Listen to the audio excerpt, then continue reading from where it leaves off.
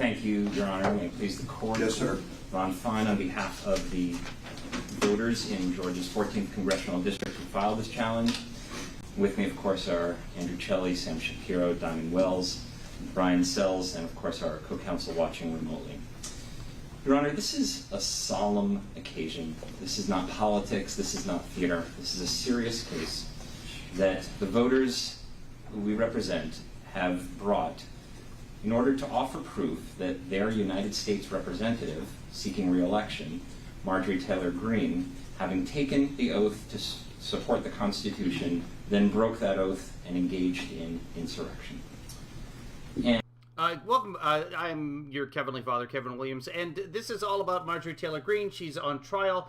The folks in her district have decided that she took part in the insurrection on January 6th of last year, and they are suing to try and get her disqualified from running for office again under the 14th Amendment. That's a thing, so let's get into it. Foremost constitutional historians of that era, specializing in Reconstruction and the 14th Amendment, will talk about some of that history. What was interesting about some of the differences between these past insurrections is that the Civil War involved states raising armies. They equipped them with uniforms, insignia, state-of-the-art military equipment. They marched in columns. They occupied huge tracts of land. That is not the only type of insurrection that this country has seen.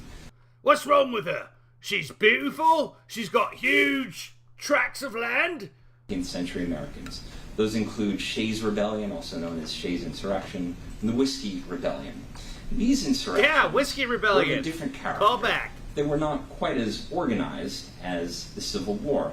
The foot soldiers of those insurrections didn't march in armies. They didn't conquer vast swaths of territory, and they certainly didn't wear uniforms. That is the kind of insurrection that occurred on January 6th. The evidence will show a violent assault on the United States Capitol that the... I just realized that January 6th will go down in the history books like the Whiskey Rebellion. Like the Boston Tea Party, except a huge failure. Included capturing and executing the Speaker of the House of the United States Representatives, the Vice President of the United States, and other members of Congress. Those purposes also included, and for a time achieved, preventing the certification of the electoral votes for the president incoming, Joseph R. Biden, and the disruption of the peaceful transfer of power. This attack on the sacred temple of our democracy, the United States Capitol, was unprecedented. And to be sure, it was less organized than some of those past insurrections. This was not a case where the leaders were on horseback leading the charge. This was not the type of insurrection where the leaders were standing in Richmond, Virginia, giving long-winded speeches to justify the mayhem. Rather, the leaders of this insurrection, of whom there were a number, were among us, on Facebook, on Twitter, on corners of social media that would make your stomach curdle.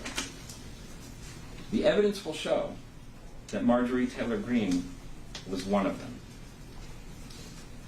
In order to understand that, January 6th has to be set in context. This is going to take all day, isn't it? Out of nowhere. Even before January 6th, as December 2020 turned into January of 2021, there were multiple shifting tactics used by different groups, some violent extremist groups, some nonviolent groups, all loosely coordinating, all with a shared central aim of preventing the certification of Joseph Biden as president. The tactics shifted. The different leaders jockeyed for position. Some were in violent extremist groups, some were elected officials, some were influencers of various types. You'll hear about them. You'll hear about these different figures, some of whom isolated themselves from some of the action with layers of deniability, some more plausible than others. Okay, morning everybody. I just found a YouTube feed, so I'll be able to pause and go back to this and hopefully skip ahead into the future so that we could just get right to MTG. This guy's actually pretty interesting. This is Ron Fine. This is Free Speech for the People legal director. He is speaking on behalf of the constituents who are suing Marjorie Taylor Greene, a U.S. Congress baby from Georgia, to keep her from being eligible to run for public office since she was involved in the insurrection against the United States. That's what the 14th Amendment is all about. I'm going to switch feeds on us. Give me just a second, and I will pull that over. This way we'll be able to pause and discuss and all that sort of good stuff. But I don't want to do too much discussion of it. I do want to let this thing roll because I do have a doctor's appointment at 8:30, so I can't spend... Marjorie's got to come up on stand. Let's do this thing. Here we go. A turn. Holy smoke, that's blasting your ears. I'm going to turn that down. Excuse me just a second here, folks. That is like triple the volume of what we were watching. Let's make sure we've got the volume set right there. We do. Let's go back into it. Witness who's going to come and risk their own exposure by testifying that he or she was ordered by Marjorie Taylor Greene to take certain actions in secret. Okay, yeah, so this is going to be a whole thing. We're here all day. So I might have to cover this later or whatever. Senator Greene, is that what the RSBN Chiron said? That's funny. That's not the type of... I didn't even know that they would be covering this. By the way, speaking of covering, if you haven't watched Rachel from last night or any other show on MSNBC or CNN, the lead story is that Kevin McCarthy, housekeeper of the Republican Party, he lied outright over and over and over again when he said that I didn't suggest that Donald Trump should be resigned from office. I never said I was going to talk to him and tell him to do that. And then he's on tape. They've got the tape of him saying that. And it's not debatable at all. It is a direct lie and a denial over and over and over and over again that he said that, but he did. And there's tape of it. Lead story on Fox, 70% of Americans think the country's on the wrong track. I was just watching, and this is not Fox and Friends, by the way. I was just, as I woke up and started watching, I watched the first, 12 minutes. No mention whatsoever on whatever's on Fox right now. Speaking of, I'm too tired to even come up with segues. Here it is. Evidence that we are going to present today. Rather, the way that insurrections are organized nowadays in that particular subculture. So the most important witness today, after Professor Marjorie testifies, the most powerful witness against Marjorie Taylor Greene's candidacy, the most powerful witness in establishing that she crossed the line into engagement of insurrection, she's not going to is Marjorie Taylor Greene herself. Yeah, and you'll hear her words, of course, on the stand, what she says and what she doesn't say. You'll also hear what she said in the past. Again, some of that will be in somewhat coded or veiled language, but you'll also hear, in some cases, the mask falls, and she shows us exactly what she intended. Good, because she's anti-mask. Now, she was not on the Capitol steps urging the attackers to breach police lines and smash through the doors on January 6th. That was not the role that she played. Different figures within that was Josh Hawley. In this larger effort had different roles. But what became clear as December turned into January, as lawful means of preventing the certification of Joe Biden were exhausted, as nonviolent, even if unlawful, there were no lawful means. There were none.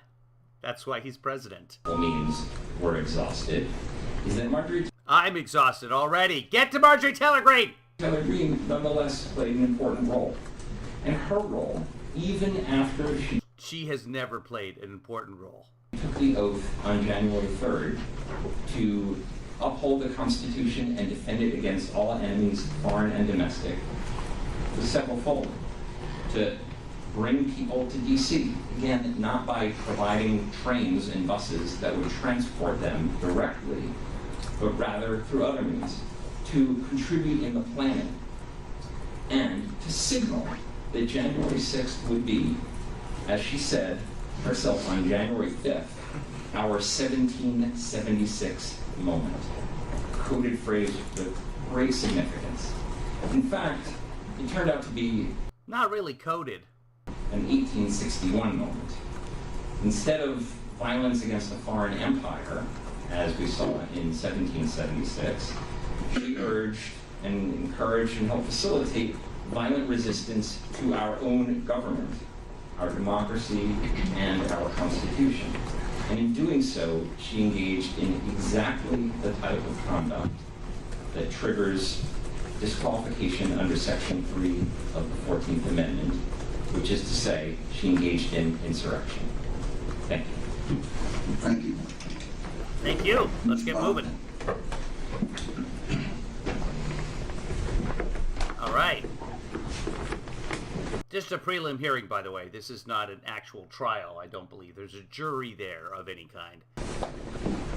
Exactly. Boston Tea Party, yada yada. Whiskey Rebellion, 1812, blah blah blah. But it was nice. This was not a Whiskey Rebellion. This was not a Tea Party. This was not a Rage Against the Machine. This was, oh, we're just really unhappy and it's so unfair and we have flags.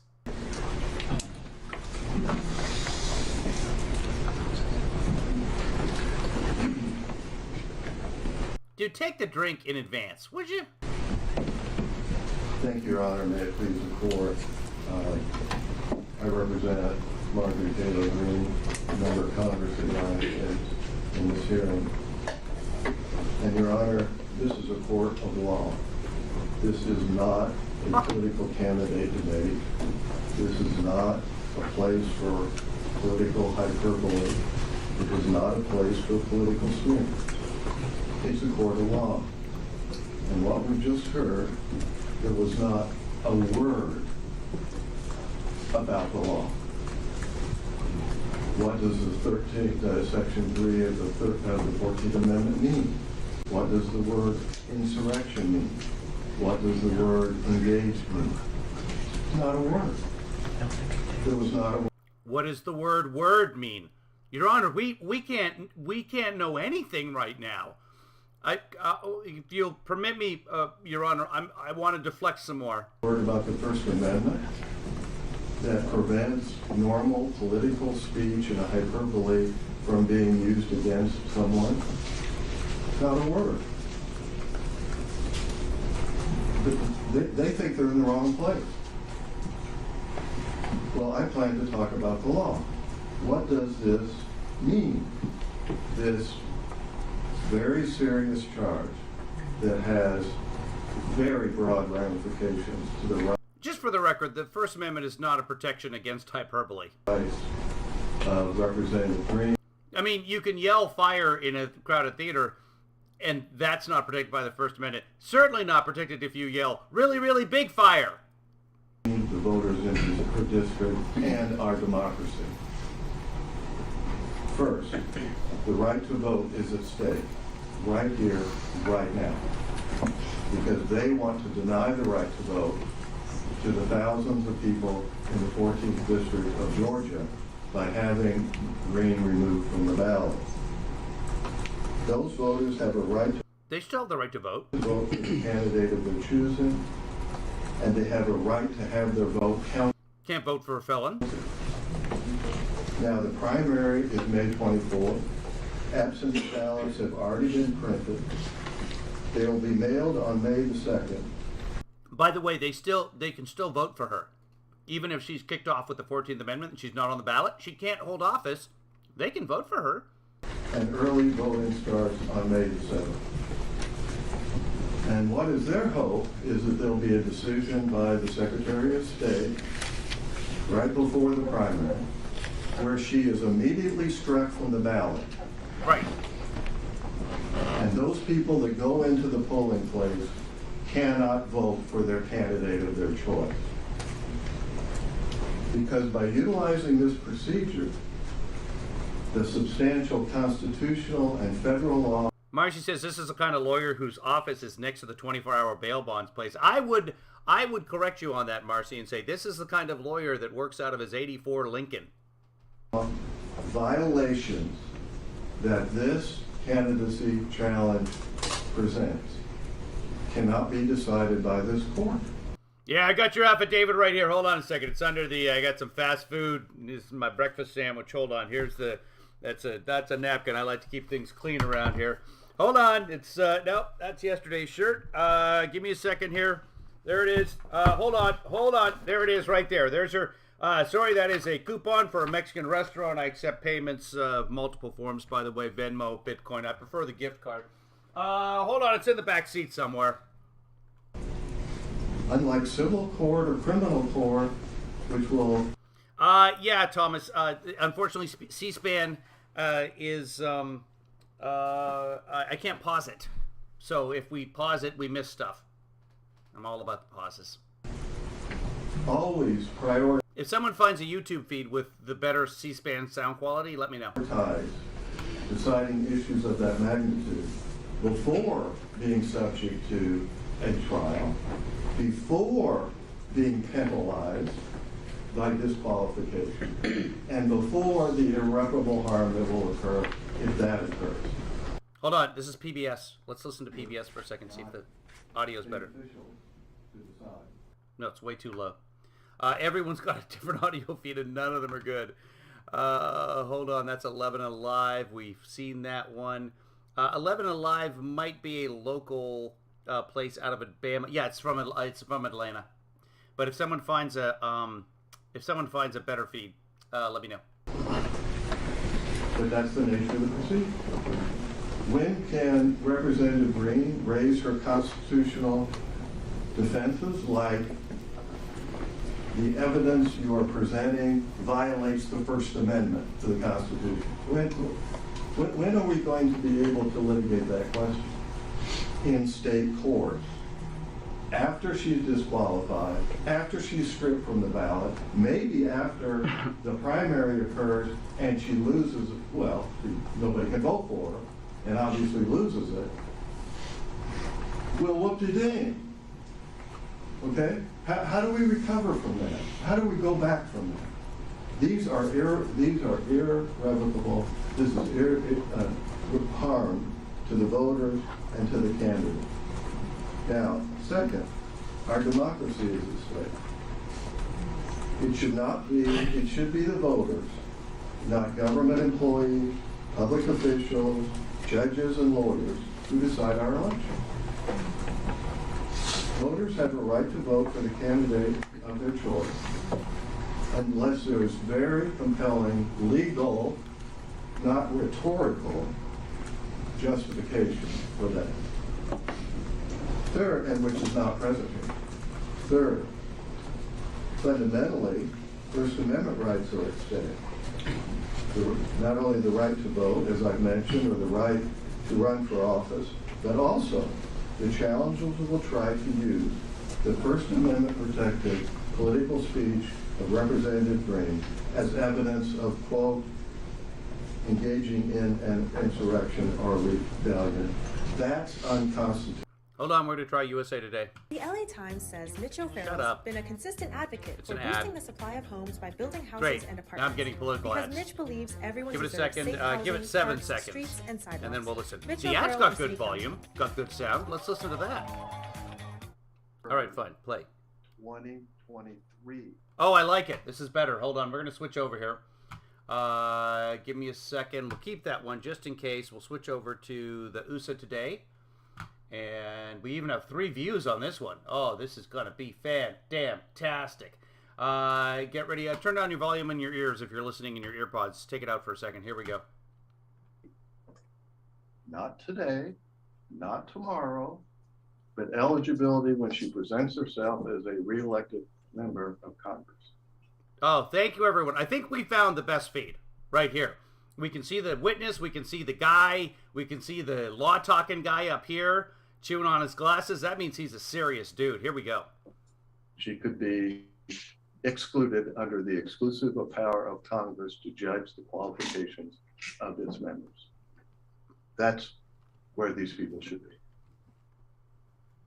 In Congress, explaining why she, once she is reelected, is disqualified from taking her seat. Now, the second thing that this sequence makes clear is that in her case, she took the office for the first time, and these are in our stipulated facts, right? On January the 3rd. That's the first time. And so she would have had to engage in insurrection or rebellion after January 3rd. In other words, under the That's not accurate at all. That you don't have to be in office to be disqualified because you've taken part in an insurrection. That's not in the 14th Amendment. That's nonsense. But he's saying because this took place either before or after, it's got nothing to do with anything. But okay. the Constitution, prior to January 3rd, she could have done it under the law. No. Now, it's preposterous that she would even consider it. She reveres the United States Constitution. Doesn't understand it, can't read it, but she reveres it. That's just completely moot anyway because she was sworn in on the 3rd. She was there. She was part of Congress. So, well, some of this, she said some of the stuff before. What stuff are we talking about there? Because this is the stuff that's going to... But the way the statute or the constitutional provision is set up, amendment, it's called an amendment. She would have to have engaged after. So evidence of anything she did prior to January 3rd is just completely irrelevant to the Section 3. Unless it is a direct admission of her intention to engage in insurrection or rebellion after January 3rd. Anything else she says is not only, it should be excluded because it doesn't fit the charge, right? But as I will soon demonstrate, it is protected by the First Amendment. Now here, words matter. And at every turn, the challengers mistake what the law is in their complaint. Obviously, they didn't discuss it here, but in their complaint. And calling something doesn't make it something. Calling an orange an apple does not make the orange an apple. I rest my case, people. An orange has characteristics that are pre-established and are applied to determine whether the word apple applies. Your Honor, I was just working on a poem. So, you think that you can call an apple an orange? I'll tell you, my friend, I haven't come up with a rhyme yet, but this is just the bare bones. This is just the skeleton, Your Honor. And by the time this trial ends... Here, the key phrases in Section 3 are themselves defined by the law. Now, they start off in misstating the law by saying that Representative Greene should be disqualified under Section 3. This is all. I've written another. It's a limerick, Your Honor, and if I can just for the purposes of the limerick itself, Your Honor, can I just indulge that? Let's just pretend that Marjorie Taylor Greene is in fact the congressperson for Nantucket. Also called, by the way, the disqualification clause. Because she is someone who, quote, aided and engaged. Jet screamer. Everyone's getting into the poetry now. It's all just slam poetry. In an insurrection, end of quote. Complaint. Cujo's got the COVID. Cujo, get better, please. Page 1. It's Canadian COVID, though, so she'll recover.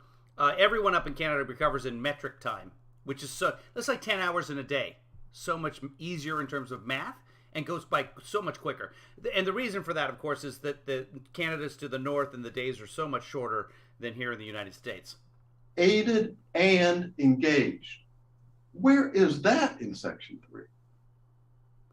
It says engaged in insurrection or rebellion or gave aid or comfort to the enemies thereof. Yeah. There's no aided and... Well, I mean, she went to the White House the night before to plot the entire thing, but okay. Engaged in this And she put those bombs down also. in this. I don't think she did. That's a lie. In this statute. Now, each of those phrases, engaged in insurrection or rebellion, I'm going to skip my doctor's appointment. This is too good. that phrase, and its or accompanying phrase, gives aid or comfort to the enemies thereof. Each of those have special meaning. Aw. Engage is an act. It is a direct and overt act of insurrection. Rebellion. It is about, as one commentator said, domestic war. That's what. Oh, so we're going with what the commentator said, not what the Constitution says. Yeah, as long as, I mean, if we're going to, Your Honor, if I may quote the great Tucker Carlson. Engaged in insurrection or rebellion is about. The or, giving aid or comfort to the enemies thereof, as the same commentator said, is about foreign wars. It is not. There's nothing in there about a foreign insurrection. Each of these phrases have been used several times in federal law and have come to gain particular meaning. Their words of Hold art. on, Your Honor. Someone's So trying to call you me. can't take aid out of the second part about foreign wars and add it to the first part that is about domestic wars. That defies the rules of construction. It flaunts the technical and meaning of those phrases, of those words. So what is engaged and what does it mean? Well, engage connotes conduct, a direct overt act of insurrection to overthrow the United States government. It is about things like, which the people who drafted this well understood, many of them were part of the victorious, thank the Lord, Union Army, and they knew what an insurrection or rebellion was. So it was taking up arms, voluntarily joining the Confederate Army. It was about working in the War Department for the Confederate government. It was about providing supplies and equipment and material for the people who were conducting the war. So these were direct overt acts of insurrection. Now, instead of looking to that, there's absolutely nothing in the 14th Amendment about the enemies of the United States Congress being foreign. They say foreign when they mean foreign in the Constitution.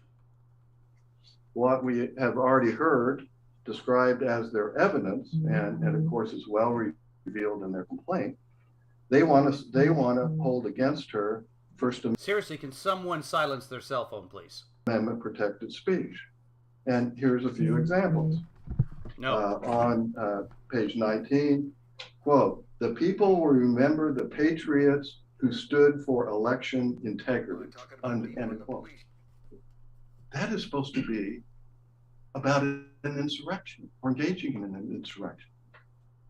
Or they said, she's alleged to have said, quote, "Congress is the last line of defense from a stolen election," end of quote, on page 21. Isn't that quintessential political speech? Isn't that recognizing the role of Congress and certifying the electors?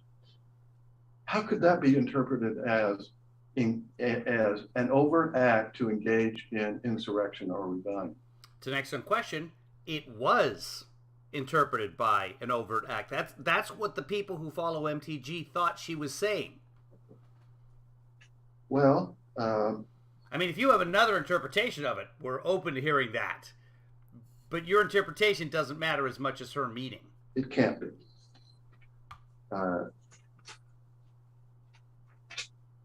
And now, the question of voter fraud in the 2020 election is a quintessential example of political speech, legitimate political disagreements about what happened. Yeah, you know, the Supreme Court in Well, it's an example of disagreement. It's not legitimate. the Republican Party in Minnesota versus White. I've been watching the conspiracy theories about how to vote. Look at this lady. She took stacks of ballots and put them into a Dropbox. We have to get rid of Dropbox because you can see she goes back to her car and she looks at each ballot, and we can't see if she's signing them or what she's doing, but it looks at each ballot. Look at the stacks of ballots. It's 4 ballots. 4 ballots. She's sitting in the car with one other person. How many? By the way, this is Michigan. Not illegal. You could take, here, your neighbors, give me your ballots. Come on, we're having a ballot party. 20 people, come to my house. And then I'll take them all and I'll put them in the Dropbox for everybody. Next door neighbor who's elderly, give me your ballot and I'll take your husband's ballot as well. I'll take them down for you. I'll make sure they get in there. They don't get lost in the postal system. You can give them to your post office employee. And you can say, hey, Mr. Postman, Mr. Post Lady, Mrs. Post Lady, Ms. Post, I don't know. You know what I'm saying. Can you drop these off in a Dropbox for me? Oh, sure. You know what? Instead of putting these through the regular mail, where it might take 3 days for them to get there, and then they get there afterwards, and we're not sure whether they're going to be captured or not. They're supposed to because this is Michigan, but we never know. Like, to avoid all of that, I drive right by ballot boxes. I'm going to put them in ballot boxes for you because these are official ballots. Don't even worry about the postage. I'll take care. Oh, it's got postage. It doesn't matter. We'll put it right there. This happens all across the country, and it's completely legal. Anyway, let's get into the 2020. Actually, the first one I argued in the court said that announcing views on disputed legal or political issues is at the core of the First Amendment. At the core. Now, this is disputed. The core. What has a core? An apple, ladies and gentlemen of the jury. What doesn't have a core? An orange. Your Honor, I rest my face. No question. But to say that is an act of insurrection, it is a direct, overt act of insurrection against the United States. When Representative Greene was an elected member of Congress who on January 6th had a constitutional duty and responsibility. I'm not seeing anything about direct, overt act in the 14th Amendment, but okay, just go ahead and put that in there for you. To be on the floor where she was to determine whether or not certain votes, electoral votes from the states were to be certified. Now, the First Amendment demands a very narrow test. I've already said and argued that engage connotes conduct, right? But we can look to a much broader term that actually allows speech to be considered. And that is the Brandenburg case and the NAACP case. I don't know if he was giving air quotes there or just blessing the judge. I have no idea. Which we saw. And that is the word incitement. Now, incitement and engage are different words with different meanings. Well, you can engage in incitement. And in fact, you know that for sure, because there are federal statutes that say incite and then say engage in certain conduct. I mean, they're used as different words. All right.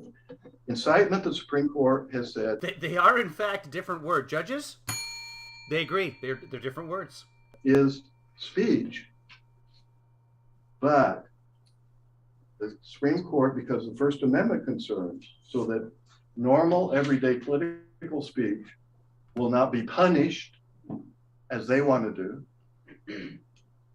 says that speech must be, quote, directed to inciting or producing imminent lawless action, and that it is likely to incite or produce such action.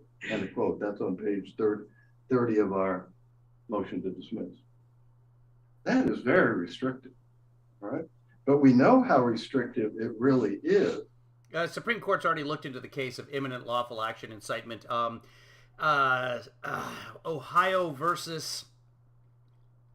forgive me. I've forgotten that. I'm so terrible with names, but it's been discussed, and it doesn't go in Marjorie Taylor Greene's favor. When we point out the statements that are made where people are claiming that is incitement, and the Supreme Court says no, that's protected by the First Amendment. For instance, a Ku Klux Klan leader, quote, advocated the duty, necessity, and propriety of crime, sabotage, violence, or other unlawful methods of terrorism as a means of accomplishing industrial or political reform, end quote. And the Supreme Court said that is protected First Amendment speech. That is not incitement. So, when your argument is the Klan said so, yes, but... There was also a statement. Yeah, the Klan, union leaders, somebody who wanted to burn down cities, like when Philadelphia was just fledgling. These are all First Amendment cases, but I don't know that you lead with the Klan. Maybe the union leaders, maybe those guys rather than the KKK. But I'm not going to tell you how to do your job. By an NAACP official, where he said, a what official? By an NAACP official, where he said, quote, if we catch any of you going in any of them racist stores, we're going to break your damn neck, end of quote. That was not incitement under the Brandenburg Test. And we also have seen Brandenburg, where a Vietnam War protester said, Brandenburg Test, by the way, it doesn't meet these three criteria. Often, almost always misunderstood. We are taking the F street again, end of quote. And that was not incitement under the Brandenburg Test. There is absolutely nothing that Representative Greene ever said that passes the Brandenburg Test of incitement, and she can't even be held into account for incitement because this is engage, which requires conduct. Look, they knew what the words meant, and they chose the words that they were going to use. This was going to be a very narrow disqualification. Now, then they claim that Representative Greene promoted or organized the January 6th rally away from the Capitol, right, near the White House, and where some of the people at that rally went to the Capitol, and some of those attacked the Capitol. And I call it an attack. It was despicable for these people to do this, to attack the Capitol of the United States. So over 700 have been charged with crimes. If they're guilty, they should be convicted of those crimes. But not a single one of them has been charged with engaging in insurrection or rebellion, which is a federal criminal offense. Not one. Not one of the people that actually attacked the Capitol, assaulted police officers, broke in, and were there unlawfully. Well, the First Amendment right to assemble means that the right to assemble does not lose all constitutional protections merely because some members of that group may have participated in conduct or advocated doctrine that itself is not protected. So this was a quintessentially protected First Amendment right of assembly, and that some people left and went to the Capitol, some people attacked the Capitol. You can't hold the people who who organized the peaceful and constitutionally protected Sorry, the rally. volume just went wacky. Let me adjust They it. cannot hold that against them because that's what they did. Now, second, the challengers misstate the law regarding what is an insurrection or rebellion. They say, I have no excuse for not remembering the name Brandenburg. It's a family name.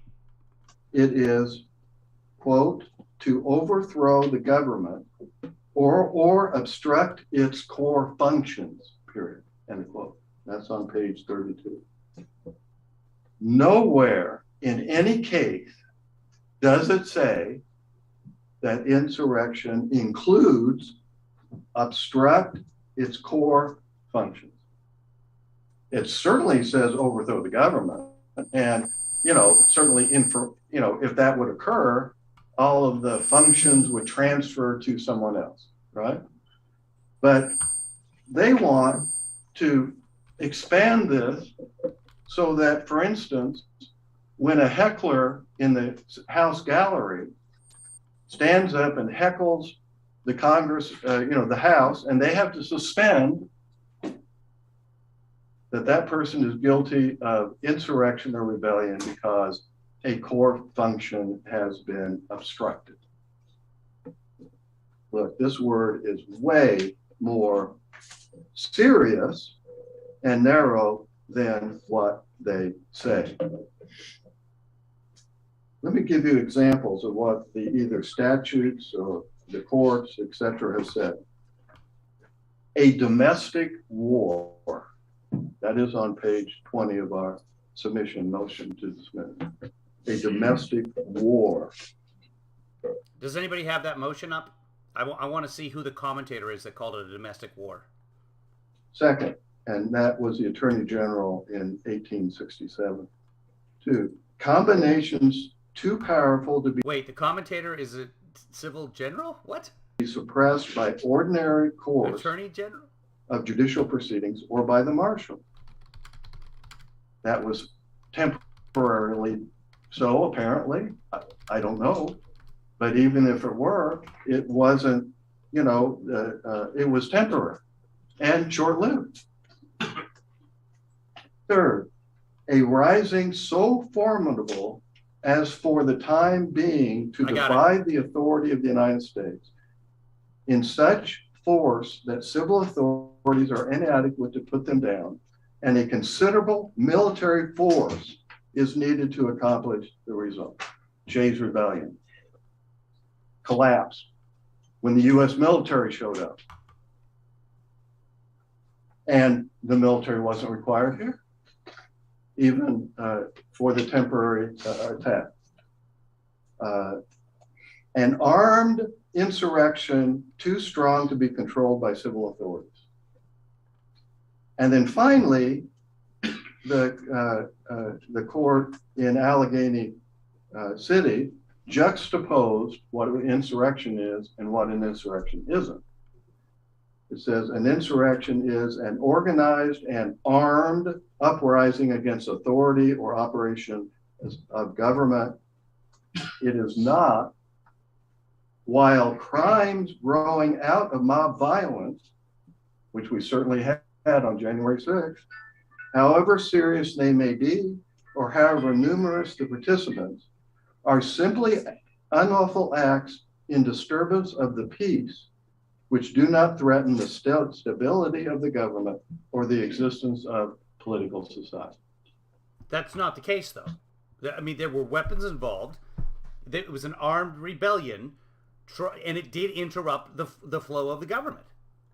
They're different. It specifically interrupted an act of Congress. That's what it is. You're arguing against yourself here, buddy. They're different.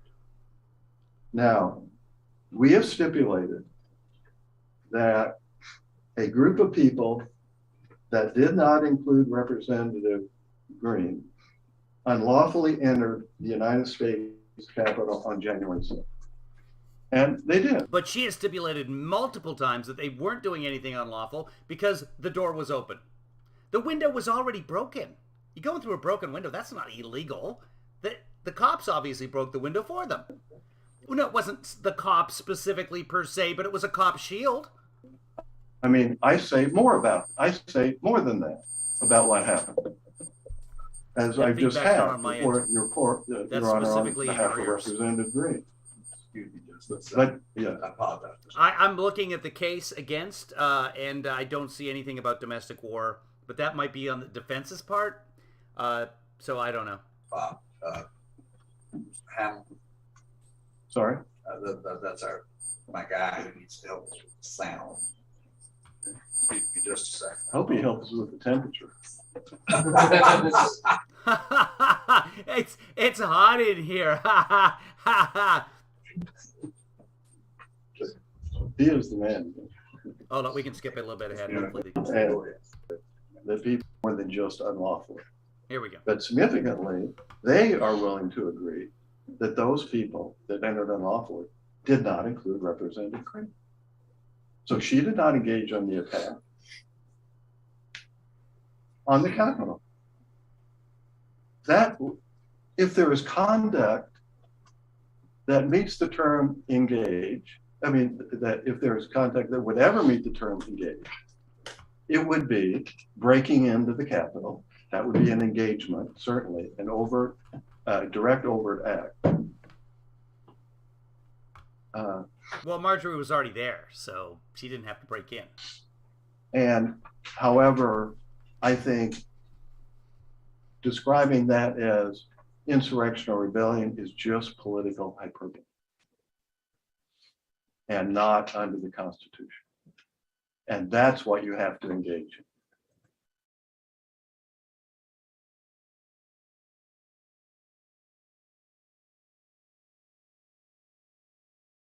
Now, what you will see.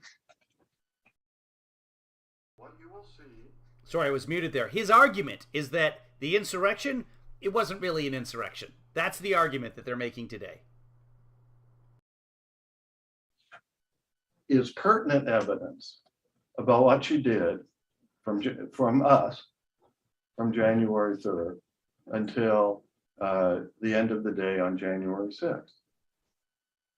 And, you know, you will see that on January 3rd, and we stipulate she was sworn in, she met with President Trump about making objections to certain states' electoral votes based upon evidence that she believed and others believed constituted sufficient voter fraud to overturn the election in those particular states. You will see that on January 6th, and of all the tweets and all the videos, we are presenting this video. This is during the moment when the attack on the Capitol was occurring. And she is in the Capitol in a dark hallway. And she says, first in the tweet accompanying the video, which they do quote in their complaint, be safe, be smart, stay peaceful, obey the laws. This is not a time for violence. This is a time to support President Trump and support election integrity, which they believed they were doing on the floor of the United States Congress. And then the video,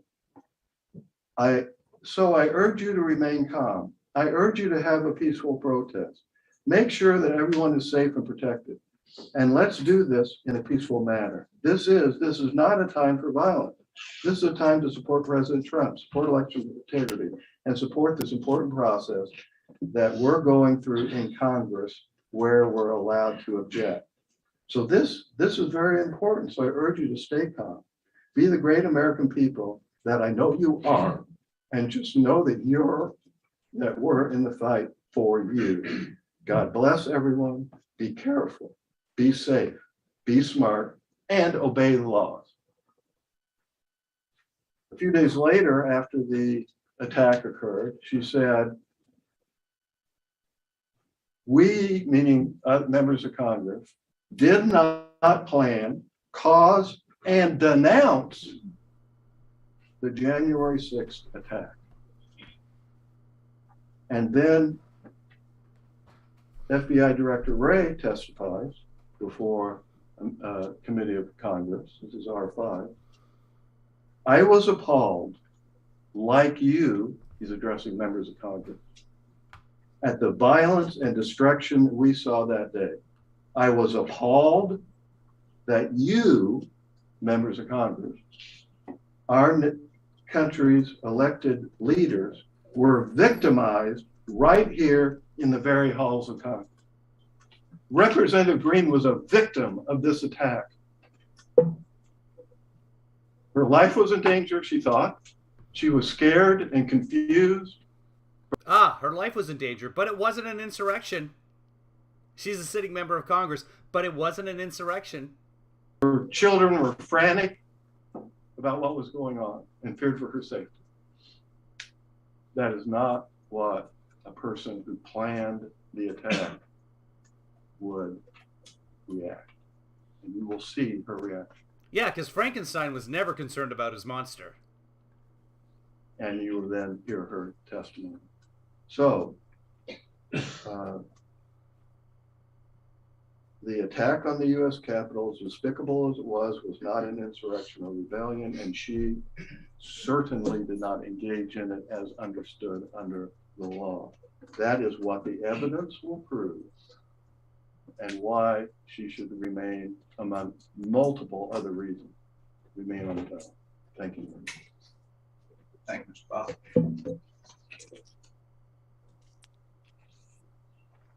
Start with Well, Your Honor, his name again, I'm sorry. Maglioka. Maglioka. Do you want to? I struggled. Your Honor, we want to start just by reading into the record the stipulated facts. It'll take a moment. If you want We're not going to get to MTG by the time I have to go to my doctor's appointment, but well, let's keep watching. to read them, that's fine. Okay. But you can read them. The parties to the above captioned proceedings through their undersigned counsel stipulate that the following facts are true: that the respondent is over the age of 25. The respondent has been a United States citizen for more than 7 years. The respondent is an inhabitant of Georgia. Petitioners are all registered voters in Georgia's 14th Congressional District. On January 3, 2021, the respondent took the oath of office to be a member of the U.S. House of Representatives for the first time. A joint session of Congress was called to order at or around 1 p.m. on January 6, 2021, for the purposes of opening, counting, and resolving any objections to the Electoral College vote of the 2020 U.S. presidential election and certifying the results of the Electoral College vote. A group of people that did not include the respondent unlawfully entered the United States Capitol on January 6, 2021. On January 26, 2021, joint session of Congress was suspended while people were unlawfully inside the U.S. Capitol. Congress certified the results of the Electoral College vote at or about 3:40 a.m. on January 7, 2021, and respondent filed her candidacy for the upcoming midterm elections for Georgia's 14th Congressional District on March 7, 2022, and filed an amended notice of candidacy on March 10, 2022. We'd like to call Professor Maglioka. Okay. Trust you get going here.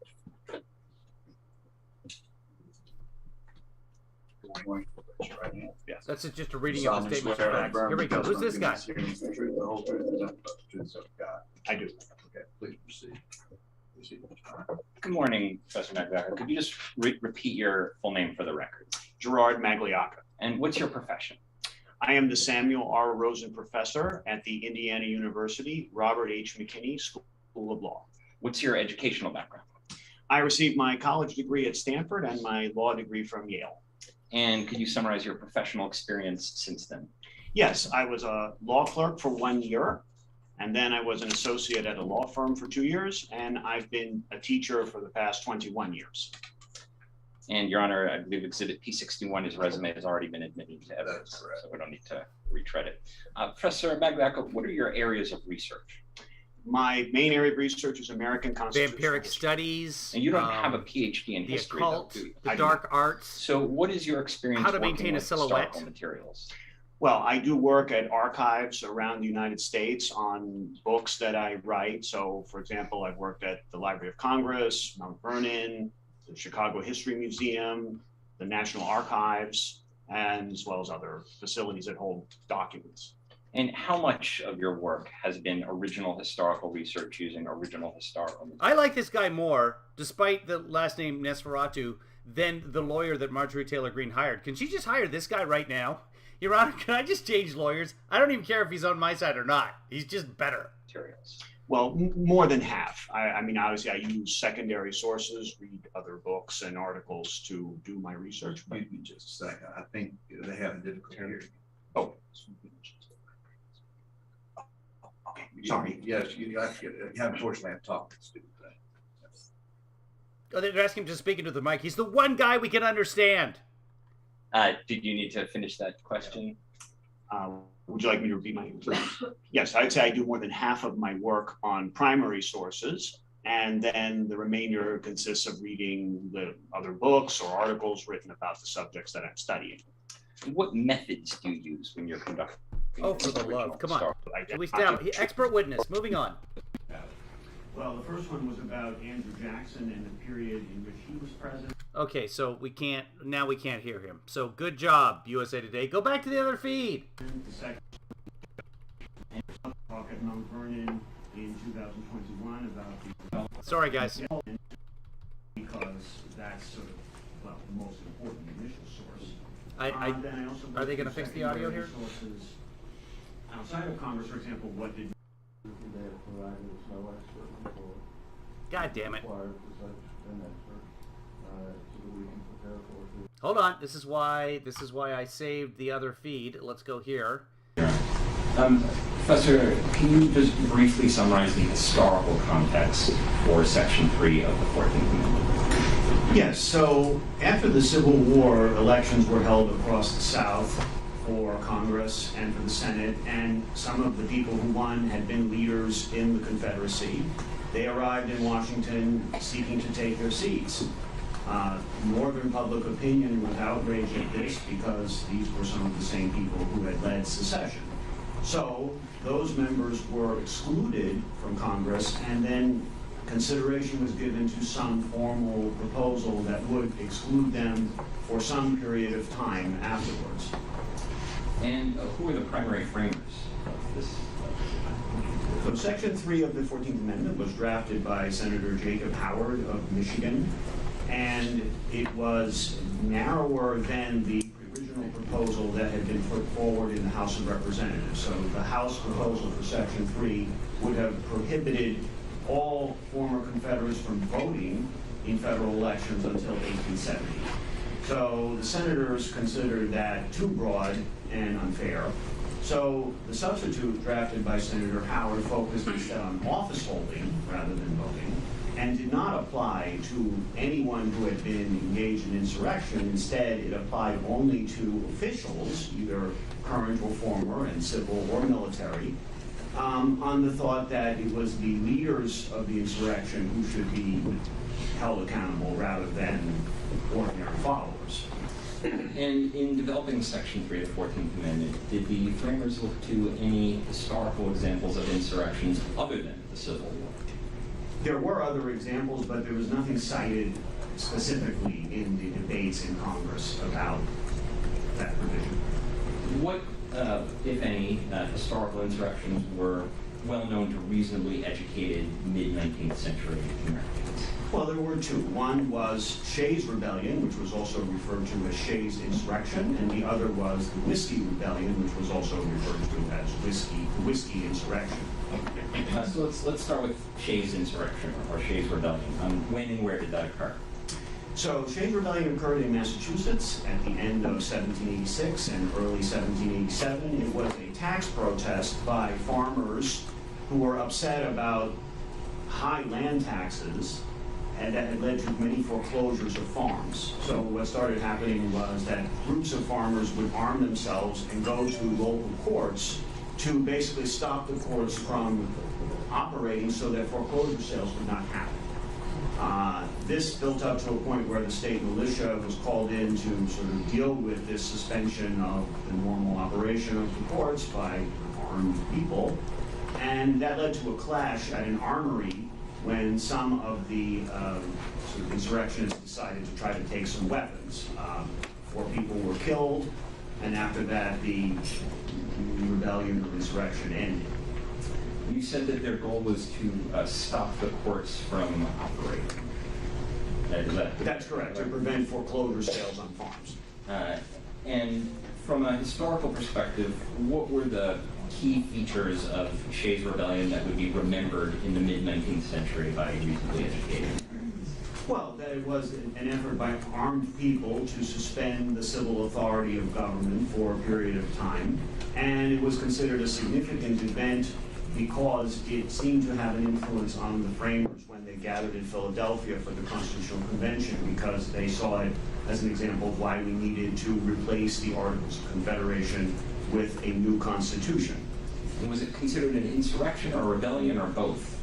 Well, so in Federalist number 10, James Madison, the subtitle of Federalist number 10 was "The Union as a Safeguard Against Domestic Faction and Insurrection." So, and he was referring to Shays' insurrection as well as some other upheavals that had happened in the States prior to that. And then in the 19th century, a well-known book by Justice Joseph Story referred to the insurrection in Massachusetts. Story was from Massachusetts. Well known. Has anyone ever heard of that book? No. Well known. Emphasize that point in the book. Thank you. Let's talk about the other one you mentioned, the Whiskey Rebellion, or Whiskey Insurrection. Yes. So the whiskey insurrection was another tax protest by farmers, this time on a federal tax on whiskey and other spirits. So farmers in Pennsylvania were upset about this, and they decided to start getting armed and trying to prevent tax collection. They did this in various ways. Sometimes they would, well, in one case they tarred and feathered a tax collector. Also, they would basically attack places where the tax collectors were known to be, and they also shut down courts because, again, to some degree, the courts were necessary to further the collection of the taxes, because sometimes there were foreclosures that were required to, pay the taxes that were owed. How many casualties were there in the Whiskey Rebellion? There were 4 or 5 people were killed in some skirmishes. Eventually, George Washington called in a large force, more than 10,000 troops, to go into that portion of Pennsylvania, and basically, for the most part, the insurrection was ended because of the sight of this large force led by George Washington, but 4 or 5 people were killed. Wow. 4 to 5 people dead, 10,000 troops. That's eerily familiar. I mean, that doesn't even account for inflation. How well organized was the Whiskey Rebellion? Well, it was a loosely organized thing. And quite a few of them happened to be drunk. There were mostly local groups doing different things. There wasn't really a single leader. A couple of Facebook groups that we know of. And by the time of the 1860s, how well known was the Whiskey Rebellion to ordinary, educated 19th century Americans? It would have been very good. I object. We're now beyond even legislative history. You've already conceded that. No, the question's germane. It'll be interesting to see if the judge lets it go, because we're trying to establish where the 14th Amendment came from, specifically is Section 3. Why did they write it the way that they wrote it? And so, was the Whiskey Rebellion something that the folks after the Civil War, the post-Civil War era, who wrote the 14th Amendment, I want to say 1871, somewhere in there. It was a few years after the Civil War. Would they have been familiar with the Whiskey Rebellion? It's a simple question. Like, why? Why are we objecting to this? In the debates, they were talking about the Civil War, not what these were colloquially called insurrections, not the legal definition under the Next question. If I All right, so objection sustained. recall your earlier testimony correctly, It really doesn't matter at anything, but you said that 4 people died in Shays Rebellion and 4 or 5 in the Whiskey Rebellion. I object. Going on with this is to talk about something that was a real relevant as even legislative history regarding Title III. These were never signed. Overruled, go ahead. overruled. Did I have those numbers right? You said 4, 5 people died in each of those insurrections. Correct. So, to the extent that 19th century Americans thought of these as insurrections, in addition to, of course, the Civil War, how would 19th century Americans have understood what level of violence or bloodshed was needed before the word insurrection would be used? Well, some violence was required because there was no thought really that you could have a peaceful protest and that would be considered an insurrection, but there was no particular thought about how much violence was required. And how would they distinguish between, or would they distinguish between a riot versus an insurrection? I object. He's going into mind reading. Sustained. They're just trying to establish the definition of what an insurrection is. Next.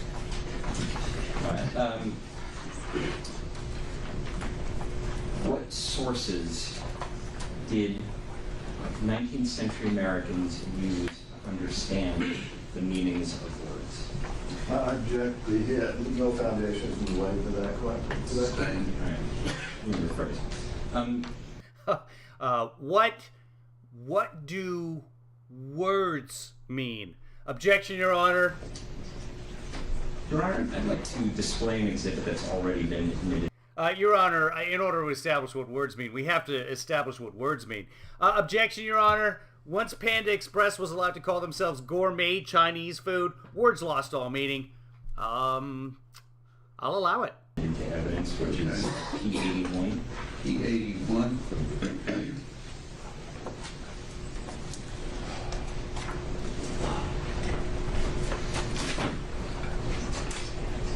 Go.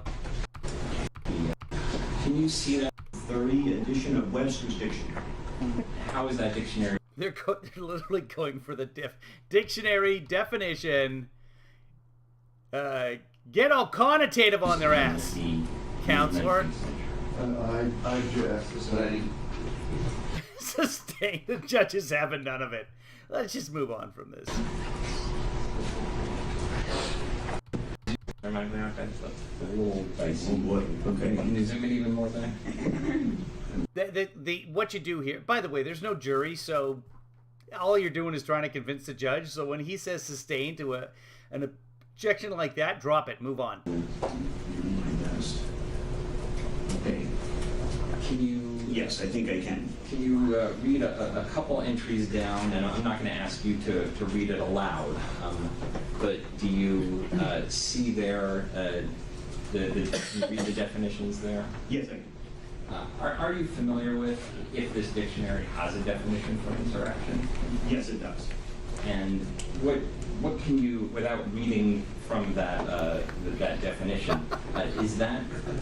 He can't have him read because there'll be an objection. But this is the witness's interpretation of what Webster's third dictionary was. In your experience as a historian, is that typical of a 19th century understanding of the word insurrection? Sustained.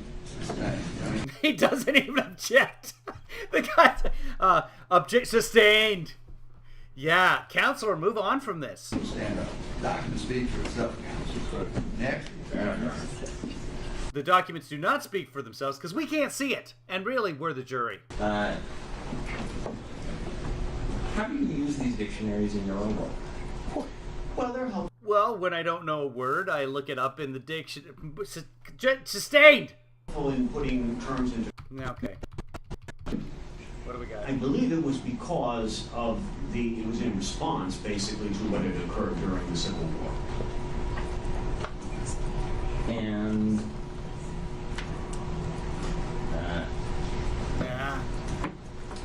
Your Honor, I have a Dude, just vocalize what we're all feeling. question. I haven't objected to it. Can we just call MTG to the stand, please? Okay, what's that? haven't asked the question yet. I haven't objected to it. You know, he stood to object, but the question hasn't. So he's standing in advance. And laughter. Uproarious laughter. Maybe I should just stand. I'm sorry, this is very serious stuff, but what concerns me, Mr. Fine, is this is what I would expect to be reading in briefs. This is not what I expect to hear testimony. Yes. This is historical data that can be reviewed and commented on and proffered and so forth. I'm indulging you because of the importance of this hearing, but you may ask the question that way. If I hear an objection, I'll Thank you, Your Honor. If I hear an objection, I'll rule.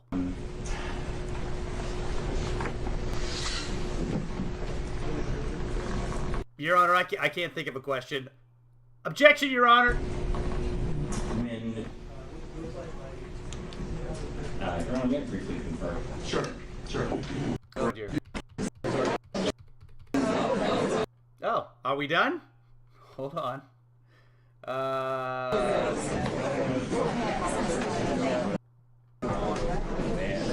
Yeah, we're live. So we've got ourselves a little bit of a recess. And that's my cue to start getting ready for my doctor's appointment. So, disappointment all around. So this will be interesting. While we're waiting, before I leave, we'll just cover the Brandenburg Test. I'll bring it up. It's basically, there's three premises. It's most of the time two. Three, in that the first one is this free speech? This is to determine if this is free speech when someone tries to incite a riot. So there's two tests to it. And hold on, let me find it here. But it boils down to two questions. Here it is. This is Brandenburg versus Ohio. This was the case I couldn't remember earlier. This is the Ku Klux Klan, the leaders of the Ku Klux Klan, telling everybody we're going to have crime, sabotage, violence, unlawful methods of terrorism, blah, blah, blah. Those are the facts of the case. And this is in 1969, just before my birthday.